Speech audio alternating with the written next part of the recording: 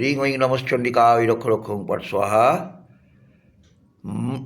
কোনো মানুষই কিন্তু আমাদের শত্রু হয়ে আসে না, এবং আমরা যখন জন্মগ্রহণ করি কোনো মানুষের কিন্তু শত্রু হয়ে আমরা এই পৃথিবীতে আসি না।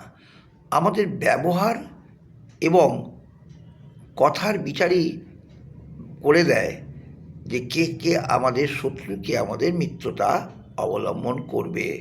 এটি সম্পূর্ণ নির্ভর করে একজন প্রকৃত ভালো মানুষের ওপর।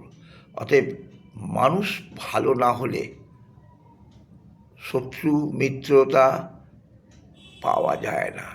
আপনি ভালো হন, দেখবেন শত্রুও কিন্তু আপনার সঙ্গে ভালো ব্যবহার করছে। আর কিছু মানুষের স্বভাব আছে, তারা এমনিতেই মানুষের পেছনে লাগতে ভালোবাসে, তাদের থেকে দূরে থাকুন। আগামী 1 বছর কিন্তু সাবধান। আপনি যদি ঠিক পথে চলেন তাহলে কিন্তু শত্রু নিপাত হয়ে যাবে।